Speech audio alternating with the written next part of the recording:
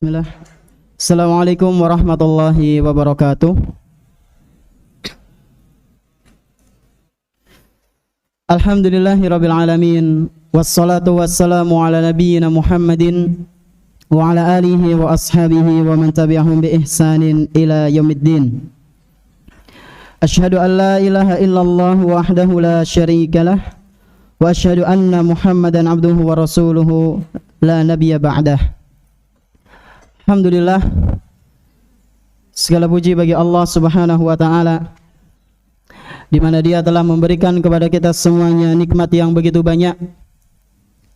Dan di antara kenikmatan yang telah Allah Subhanahu wa taala berikan kepada kita semuanya, yaitu berupa nikmat iman, nikmat Islam, nikmat iman, nikmat kita bisa kembali menghadiri majelis ta'lim di salah satu rumah-rumah Allah Subhanahu wa taala yang kita cintai ini.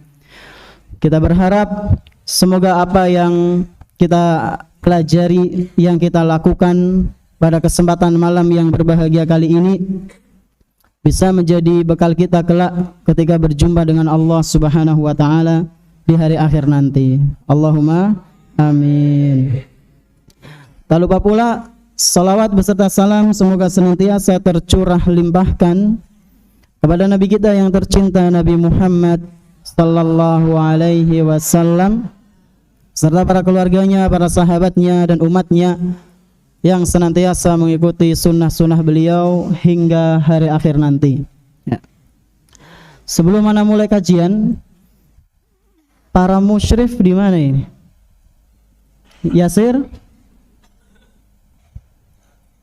Sebagaimana yang antum lihat, tidak ada.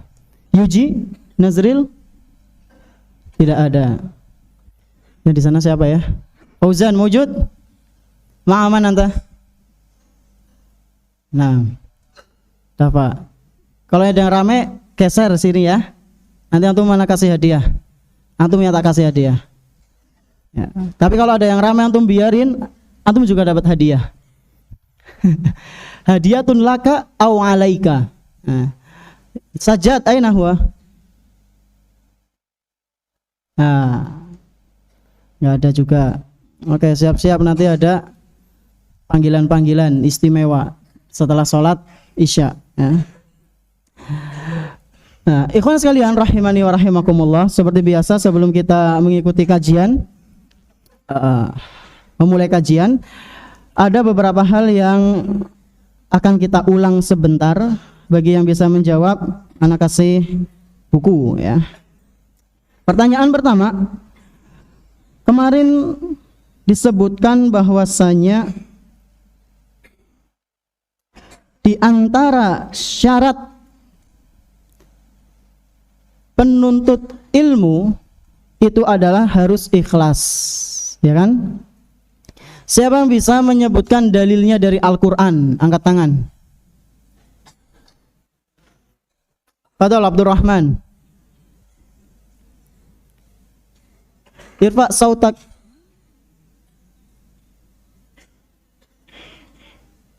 Masya Allah. Wa ma umiru illa liya'budullaha mukhlishina lahuddin hunafa. Fadhal.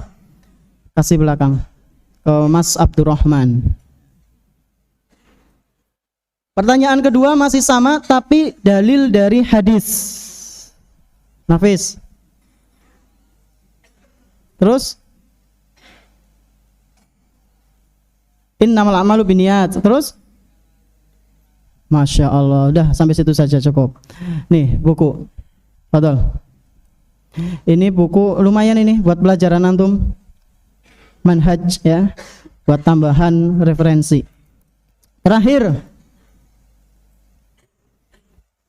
ya, barakallahu fiik. Apa kemarin terakhir? Kemarin sebelum mulai kajian kalau nggak salah Ana membawakan sebuah cerita ulama yang begitu sangat memperhatikan adab ketika meriwayatkan hadis. Siapa namanya? Fadol Ja'far. Imam Malik rahimahullahu ta'ala. Khud. Ya. Jadi itu sedikit murojaah mengenai apa yang kita sampaikan di 2 minggu yang lalu. Barakallahu fiik. Dan sekarang kita lanjutkan pembahasan kitab Hilyah Thalibil Ilmi. Fadhal, Iqra Aris. Fa in faqada.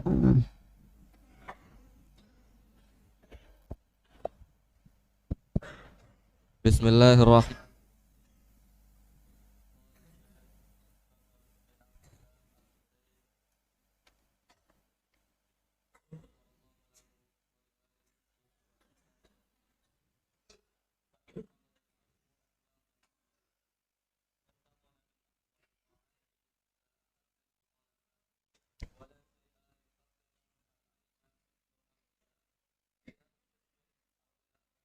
Riya'i syirkin au riya'i ikhlasin.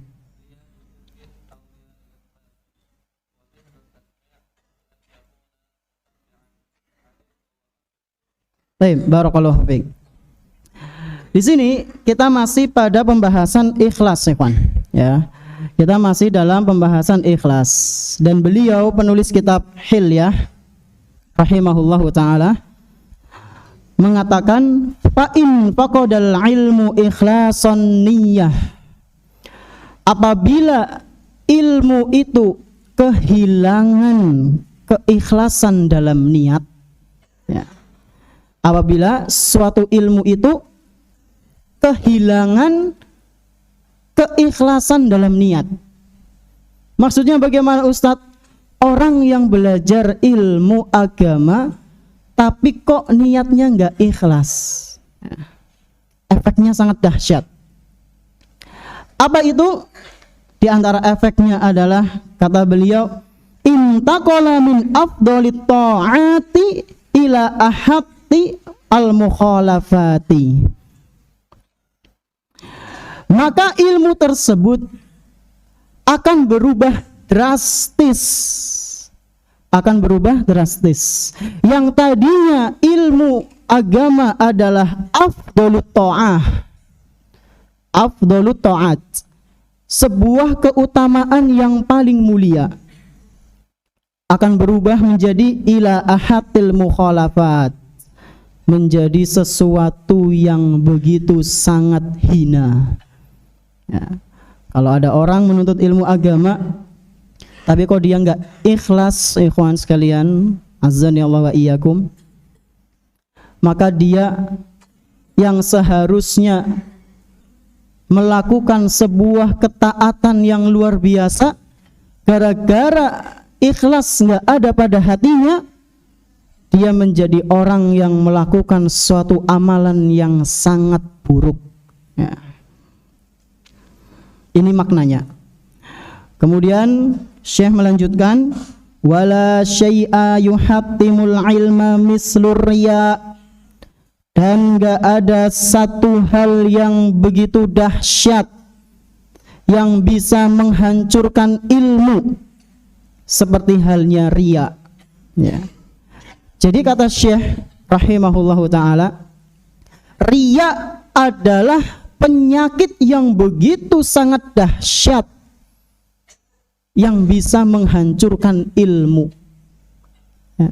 Riya adalah suatu penyakit yang sangat dahsyat yang bisa menghancurkan ilmu. Seperti halnya riya'i syirkin, ya. Riya syirik wa riya'i ikhlasin, dan riya ikhlas. Jadi sekurang-kurangnya riya itu ada berapa, ikhwan? Ada 2, ya. Ingat, riya itu sekurang-kurangnya ada 2. Yang pertama adalah riya syirik. Apa itu riya syirik, Ustadz? Riya syirik itu contoh, ya, contoh. Seseorang melakukan ibadah, dari awal dia mau melakukan ibadah sampai akhir dia niatkan bukan untuk Allah, dan ini dosa besar, syirik besar. Apa tadi contohnya? Seseorang melakukan ibadah dari awal sampai selesai niatnya bukan untuk Allah, ya. Lagi liburan, sholat maghrib misalnya, Wah lumayan nih sholat maghrib, suaranya keton. Kira-kira nganggo makom apa ya? Jiharkah, nahawan, apa maning?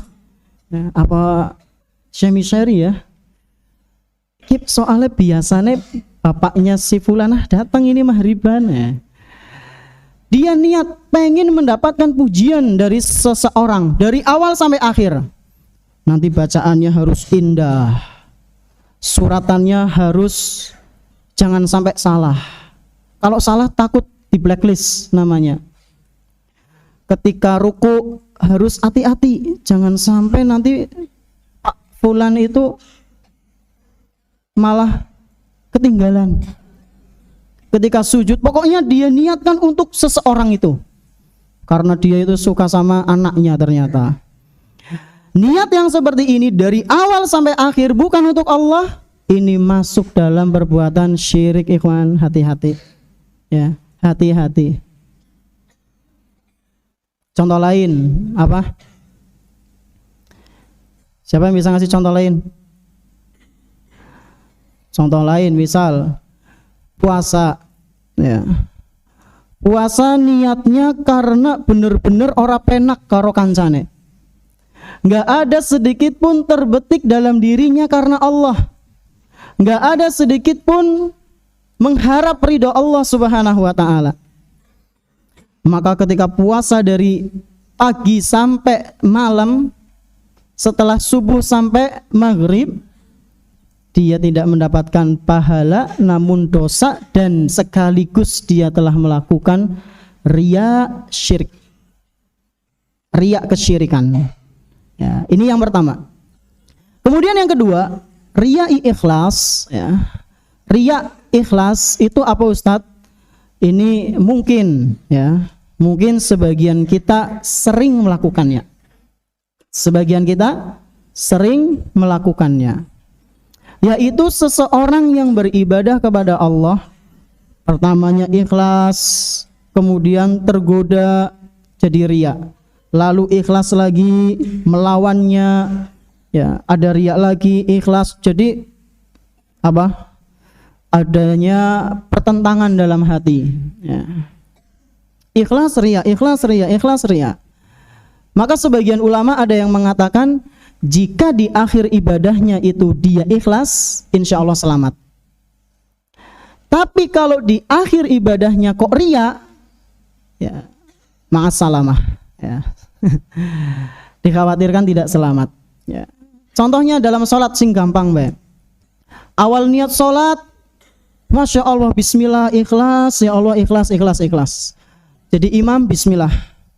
Ternyata pas ngimami krungu watu ke bapak-bapak, ya kayak tadi misalnya. Gitu. Watu ke kayak orang aneh ya. Kayaknya sering ngobrol karo Pak Kiye loh. Akhirnya dia berubah niat ya. Dia berubah niat. Nah, niat yang seperti ini atau riya yang seperti ini termasuk syirik kecil ya, termasuk syirik kecil. Ini dijelaskan oleh sebagian ulama. Jadi riya syirik itulah yang syirik akbar, adapun riya ikhlas itu adalah syirik kecil. Di antara contoh dari riya tersebut dalam menuntut ilmu ya, contohnya ini yang real. Di antara contoh riya dalam menuntut ilmu adalah mislu at-tasmi'. Mislu at-tasmi'.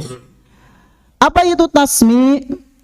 Tasmi' itu adalah sum'ah ya. Sum'ah. Apa itu sum'ah? Sum'ah itu pengen didengar ya. Supaya orang mengakui bahwa dirinya itu hebat ya. Apa bedanya sama riya? Kalau riya itu pengen dilihat ya.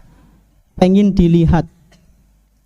Kalau sum'ah pengen didengar ya, dari kata sami'ah ini ya. Contoh realnya bagaimana Ustadz? Bi an yakula musammi'an alimtu wa hafidtu. Contohnya ada orang yang mengatakan dengan nada sum'ah, dengan nada bangga pada dirinya, dia mengatakan alimtu, nyus tahu belajar gie. Wahab itu Nyong biyen tahu apal kitab kiye. Wis tahu sikis kelalen belas ya. Dan nggak pernah mengamalkan, apa manfaatnya? Orang yang pernah hafal dan nggak pernah mengamalkan apa yang pernah dia hafal, ini nggak ada manfaatnya, Ikhwan. Nggak ada manfaatnya. Dan naudzubillah, ini mungkin salah satu pertanda ilmunya kurang berkah ya. Dia pernah hafal suatu ilmu, pernah hafal suatu matan, Arba'in Nawawi, anak sudah pernah hafal Ustaz, alhamdulillah. Sekarang kelalen Ustaz ya.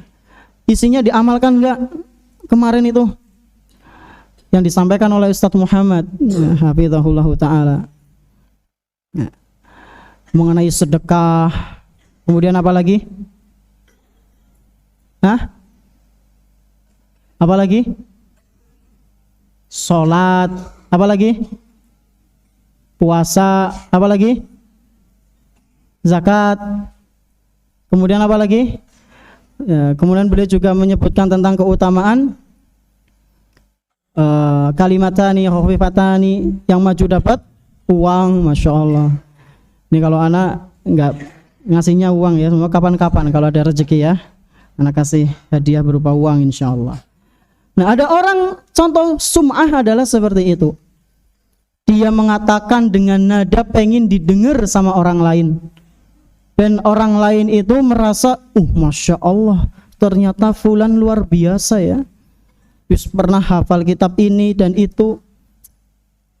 Dia berkata dengan perkataan yang penuh dengan jumawa ya, kesombongan. Terus lanjut Aris, barakallahu fiik.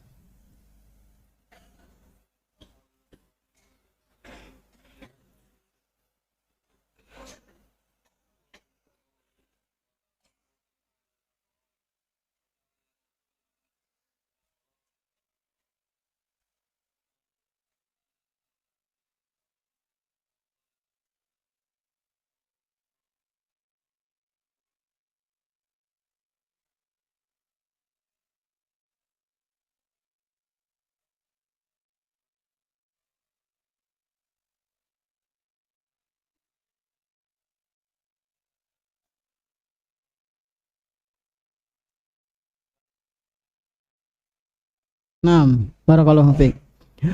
Kemudian beliau Syekh Bakar rahimahullahu taala melanjutkan perkataannya, wa alaihi faltazimit takhallusa min kulli ma yashubu niyyataka fi sidqit talab.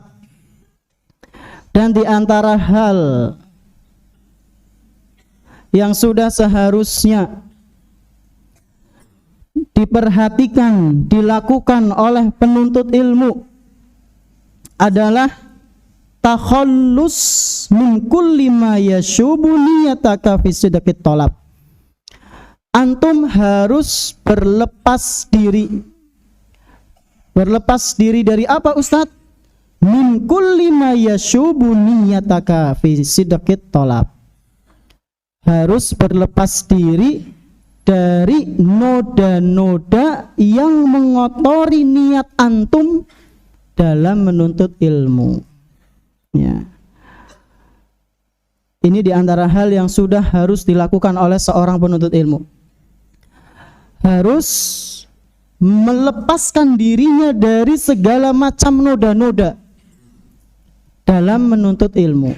Apa saja itu Ustadz? Disebutkan di sini contoh-contohnya. Contohnya seperti kahubbidz zuhur ya.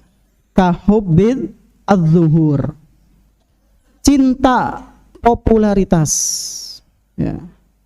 Suka apa itu namanya, menonjolkan diri padahal dia masih dalam marhalatu talabil ilmi, dia masih dalam proses belajar, tapi udah seneng, pengen, ada rasa pengen tampil ya, tampil untuk berdakwah.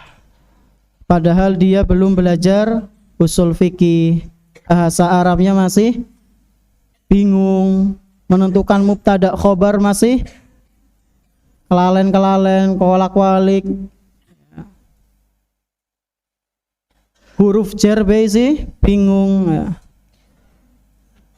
Wis pengen ngisi tablik akbar, bahas apa kesesatan Ustadz Fulan, muteni banget ya. Tablik akbar, antum pas kajian ditakoni nahwu bingung ngisin. Kahubbi zuhur, biasanya ini penyakit penuntut ilmu yang awal-awal, dia suka pengen tampil ya, maka berhati-hatilah ikhwan. Terus contoh lain, noda-noda dalam menuntut ilmu apa Ustadz? At-tafawuq 'alal aqran, ini yang pernah kita singgung. Dia berlomba-lomba pengen mengalahkan teman-temannya ya. Jadi dia belajar ilmu agama itu tujuannya bukan ingin mengangkat kebodohan yang ada dalam dirinya, tapi hanya ingin untuk tafawuq, bersaing ya, bersaing dengan akron itu ya zumala ya, teman-temannya. Ini adalah penyakit ya kawan, penyakit ya. Antum kalau ada dalam diri antum sifat seperti itu, hilangkan ya, istighfar ya. Antum pengen ngerasa tersaingi sama teman, kemudian dalam persaingan itu kok persaingan yang jahat, hilangkan ya. Beda halnya dengan ghibthah ya. Ghibthah itu apa? Ghibthah itu adalah hasad yang diperbolehkan. Contohnya, antum memiliki teman yang pintar, antum ingin seperti dia tanpa menjatuhkan dia ya, tanpa mencelakai dia, maka ini adalah keirian yang diperbolehkan. Iri yang boleh. Tapi kalau sampai persaingan yang jahat, maka ini yang tidak diperbolehkan. Kemudian kata beliau rahimahullahu ta'ala, wa ja'alahu sullaman li agradin wa a'radin. Dan di antara noda dalam menuntut ilmu, penyakit-penyakit dalam menuntut ilmu, di antaranya adalah menjadikan ilmu sebagai tangga untuk mendapatkan agrad. Apa itu agrad? Agrad adalah dunia ya. Menuntut ilmu dengan tujuan untuk supaya mendapatkan bagian dari dunia. Ini adalah kesalahan besar. Au a'rad, atau kehormatan ya, menginginkan dunia atau kehormatan. Min jahin au malin au ta'zimin au sum'atin, atau ingin mendapatkan kedudukan ya, sebagai penuntut ilmu supaya bisa mendapatkan kedudukan, mendapatkan harta ya, subhanallah. Au ta'zimin, atau penghormatan, au sum'atin, atau supaya didengar ucapannya oleh manusia. Au talabi mahmadatin, atau menuntut ilmu dengan tujuan supaya mendapatkan pujian-pujian yang banyak ya. Masya Allah si fulan hidupnya penuh dengan ilmu, Masya Allah ya. Calon ya, mantu idaman, dapat pujian, Masya Allah ya, rajin banget.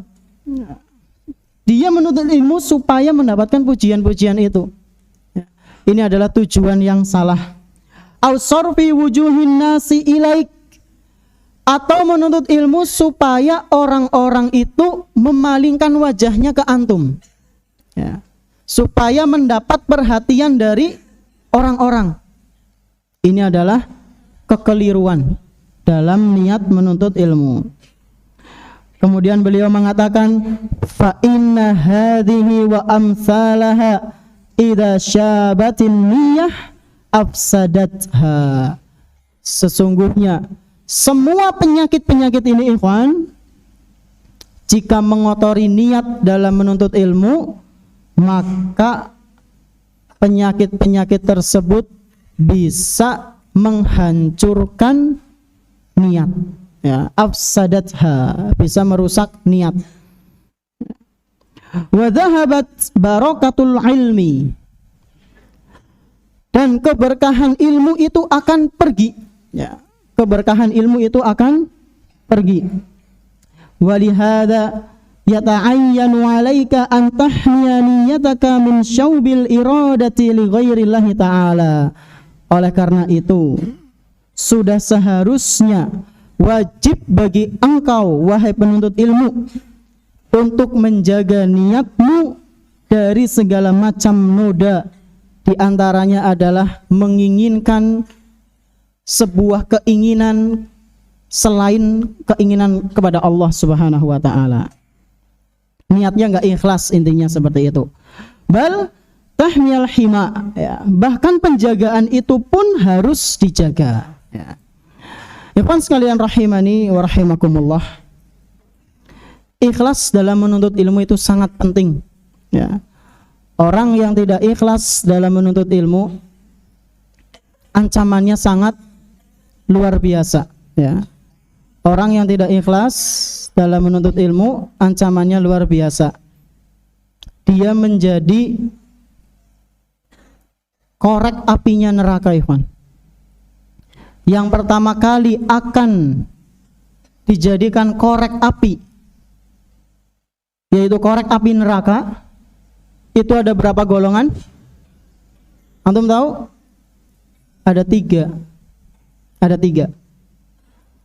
Di antaranya adalah orang yang mempelajari ilmu agama tapi nggak ikhlas.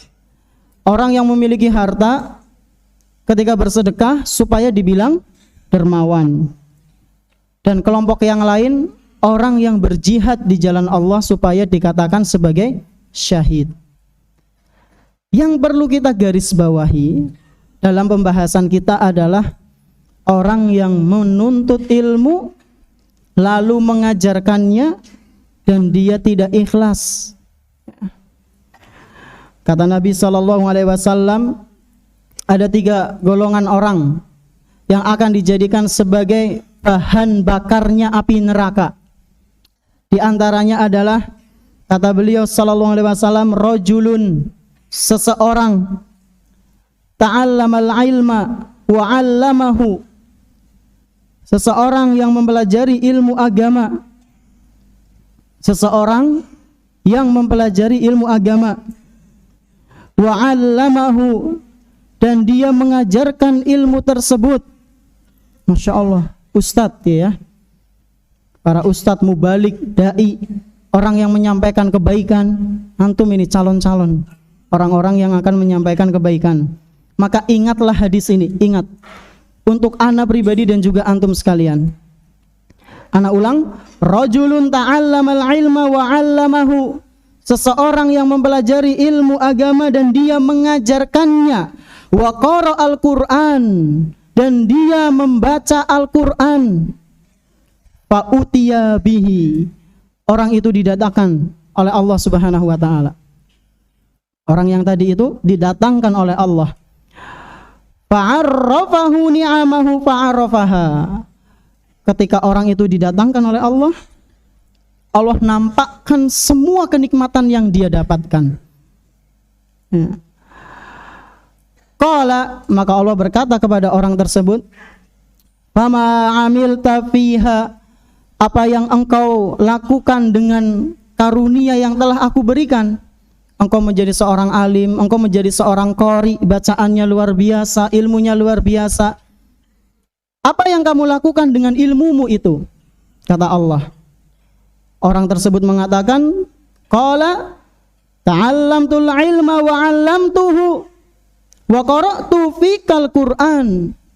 Ya Allah, sungguh aku mempelajari ilmu dan mengajarkannya, dan aku juga membaca Al-Qur'an, dan aku juga membaca Al-Qur'an. Itu semua karena Engkau ya Allah. Dia mengatakan apa, ikhwan? Itu semua karena Engkau. Aku belajar, aku mengamalkan, aku mengajarkan, aku membaca Al-Qur'an. Itu aku lakukan untukmu ya Allah. Lalu kata Allah Subhanahu wa ta'ala apa, ikhwan?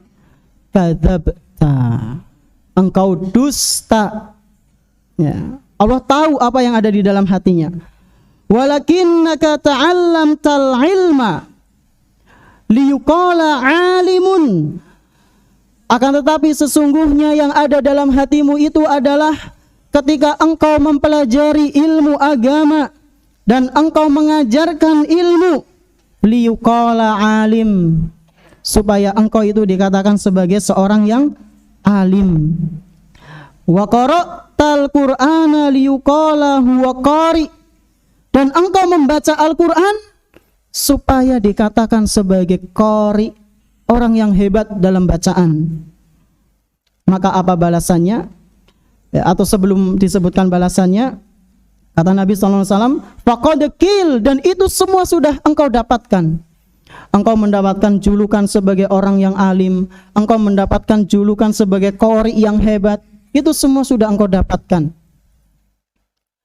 Innamal a'malu binniyat wa innamal likulli imri'in ma nawa.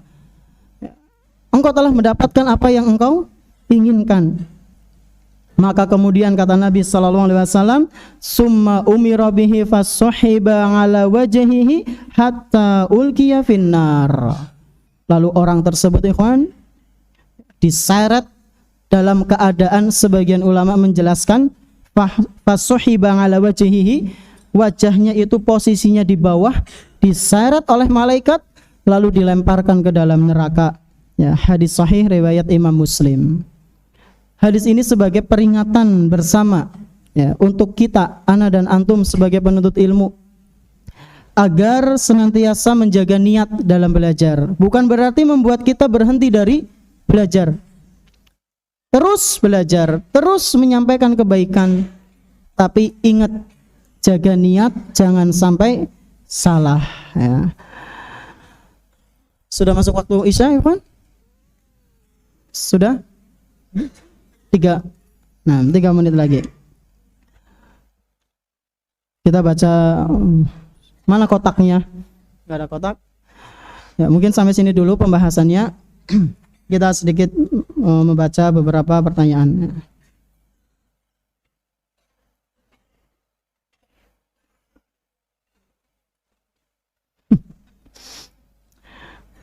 Ini, Assalamualaikum, apa Ustadz? Mau tanya, apa klub bola luar kesenangan Ustadz ini manfaatnya apa? Tanya kayak gini ya. Antum tanya klub kesenangan ana zaman dulu ya. Antum tanya ke kelas 10 itu, tapi sekarang ana udah nggak seneng ya. Alhamdulillah udah nggak terlalu suka. Dan apakah boleh ngefans sama klub bola luar? Ya, nggak ada manfaatnya, kawan. Ya, anak pernah ngefans sama klub sepak bola, ya anak nggak digaji, anak nggak dapat uang, apa manfaatnya? Mending ya suka tapi jangan sampai apa? Berlebihan, ya. Suka tapi jangan sampai berlebihan. Kalau sudah waktu Isya, tolong sampaikan ya. Atau yang kelihatan. Nah, kalau sudah ada tulisan waktu Isya, sampaikan ya. Assalamualaikum Ustaz, apa hukumnya jika tidak ikhlas menuntut ilmu karena dibully? Nggak ikhlas karena dibully, ini gimana maksudnya? Apa hukumnya jika tidak ikhlas menuntut ilmu karena dibully? Ya, ini mentalnya berarti kurang ini ya. Menuntut ilmu itu banyak tantangannya, di antara tantangannya yaitu cuma yang membuli itu harus dihilangkan. Intinya ikhwan, seusia antum itu ketika antum sedang menuntut ilmu pasti banyak sekali ujiannya, tantangannya, rintangannya. Antum dimanapun belajar pasti ada orang yang jahil ke antum ya.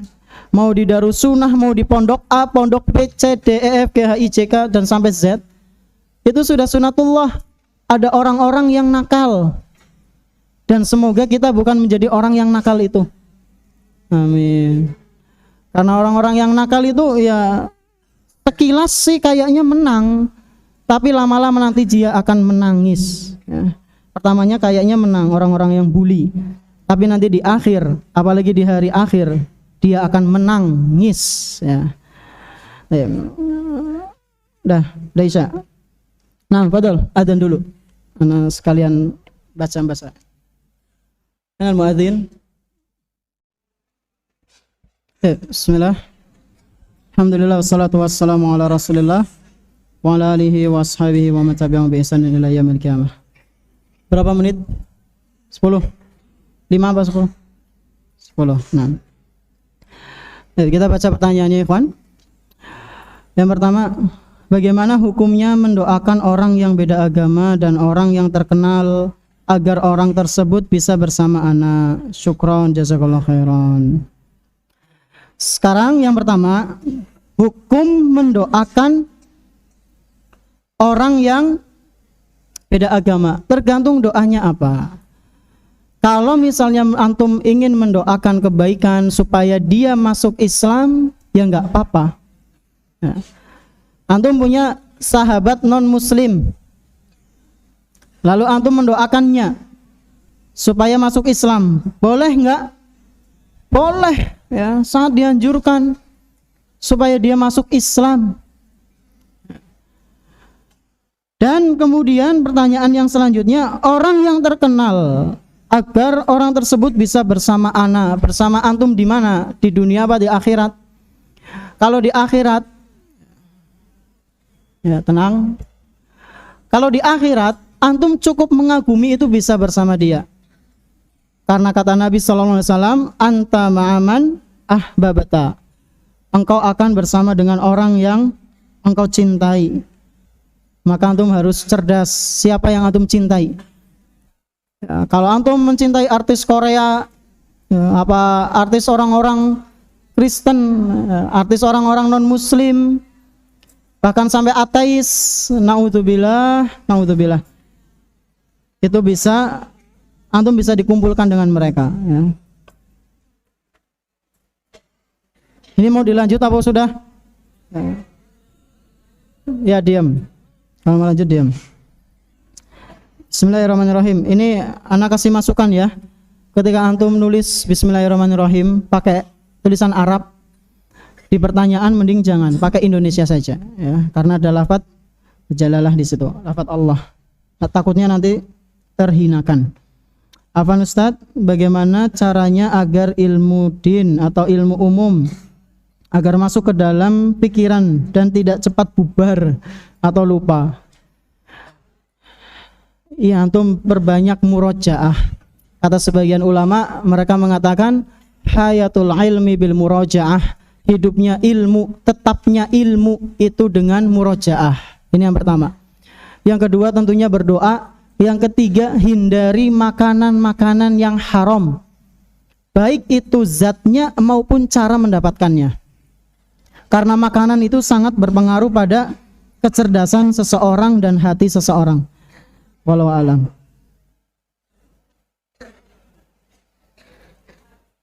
Apa Ustaz? Ana ingin bertanya, jika ada pejabat yang bagi-bagi makanan, tetapi setelah kita makan makanan tersebut yang dibagikan, ternyata makanan itu hasil korupsi, itu hukumnya apa Ustaz?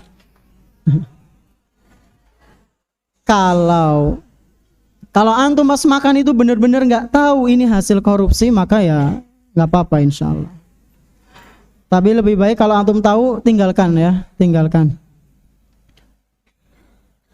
Apaan mau tanya Ustadz? Tanya apa curhat ini? Sebagian atau semua yang disebutkan terdapat pada diri saya, kaifa. Alhamdulillah kalau misalnya ada di antara kita dalam kajian tadi kemudian sadar ya, bahwasanya ternyata sebagian penyakit-penyakit penuntut ilmu itu ada di diri kita. Alhamdulillah, mungkin itu adalah sebuah tanda kebaikan dari Allah Subhanahu wa taala supaya kita sadar ya. Supaya kita sadar dan memperbaiki diri. Lalu bagaimana Ustadz cara kita menyikapinya? Caranya ya berbanyak istighfar ya. Istighfar kepada Allah Subhanahu wa taala, bertaubat, kemudian minta pertolongan kepada Allah, semoga Allah bisa mengistiqomahkan kita dalam ketaatan. Wallahu a'lam bishawab. Apa Ustaz, apa hukum mempelajari ilmu agama tetapi hanya untuk mengetahui untuk pengetahuan dan mengamalkan, tapi tidak menjadi ustadz atau ulama. Masya Allah, ini nggak apa-apa, sangat-sangat nggak apa-apa ya, karena nggak semuanya dari kita ini harus jadi ustadz, enggak ikhwan. Ilmu agama itu di antara buahnya yang paling sangat berharga dan yang paling sangat kami harapkan ya, kami para guru-guru antum ikhwan, ilmu itu bermanfaat untuk antum ya. Bukan hanya sekedar untuk wawasan, bukan hanya sekedar untuk bisa jadi ustadz tapi nggak ngamalin ya. Lebih baik seorang thalib yang memiliki ilmu tapi diamalkan meskipun dia tidak menjadi ustadz ya. Orang yang mengamalkan ilmunya meskipun dia tidak dilihat oleh orang lain, dia akan terkenal di langit sebagaimana Uwais Al-Qarni rahimahullahu ta'ala. Beliau bukanlah seorang ulama, tapi namanya masih harum sampai saat ini. Namanya masih terkenal, bahkan sampai Umar bin Al-Khattab radhiyallahu anhu mendatanginya ya. Beliau bukan sahabat Nabi, beliau bukan ulama, tapi ada amalan yang luar biasa yang dia lakukan, yaitu berbakti pada kedua orang tua. Nah, jadi semuanya itu, nggak semuanya itu harus jadi ustadz. Nanti kalau semuanya jadi ustadz, siapa jamaah ya? Nggak ada jamaahnya. Assalamualaikum warahmatullahi wabarakatuh. Apa ustadz mau nanya, apa boleh membuat tato lafaz Allah? Hah? Boleh?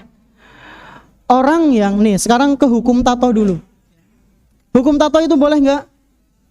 Nggak, haram. Bahkan dilaknat oleh Allah Subhanahu wa taala. Dalam sebuah riwayat Imam Bukhari, Rasulullah sallallahu alaihi wasallam pernah bersabda, atau dari Abu Juhaifah, dari Abu Juhaifah, dia mengatakan, la'anan nabiyyu sallallahu alaihi wasallam al-washimah wal mustaushimah ya. Wal mustaushimah. Nabi sallallahu alaihi wasallam melaknat orang yang membuat tato dan orang yang ditato ya. Orang yang membuat tato dan orang yang ditato.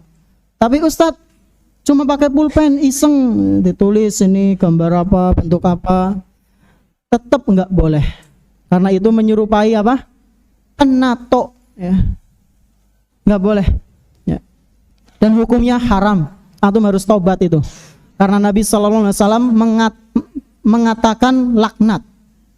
Nabi sallallahu alaihi wasallam melaknat ya. Sebagian ulama mengatakan kalau ada ancaman laknat maka ini menunjukkan dosa besar. Nah, wallahu alam bishawab.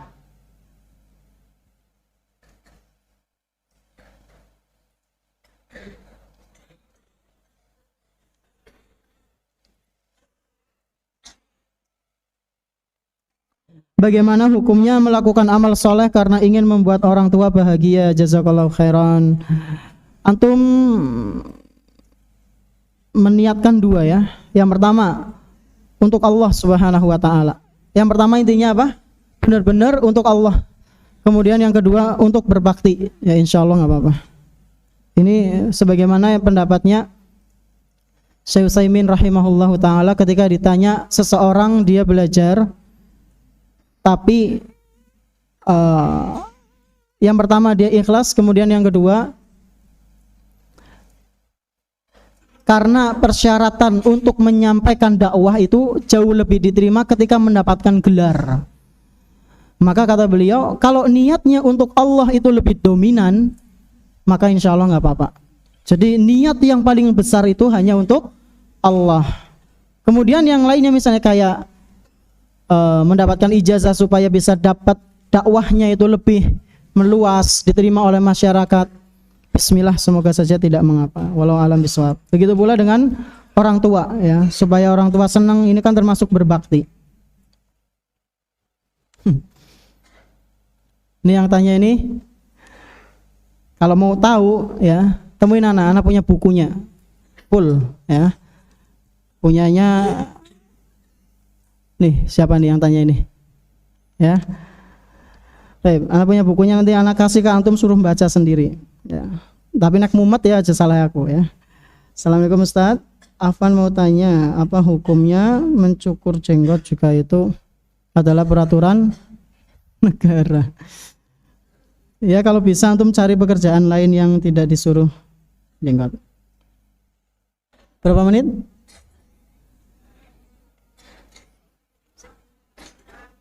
Sudah masuk. Satu lagi ya. Assalamualaikum Ustaz, Afan mau nanya, apakah jika kita nafas di samping orang meninggal termasuk sombong? Dari mana? Walau alam nggak tahu ya.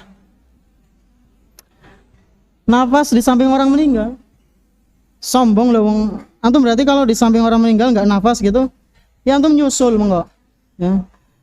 Walau alam bisawab, mohon maaf atas segala kekurangannya Ikhwan.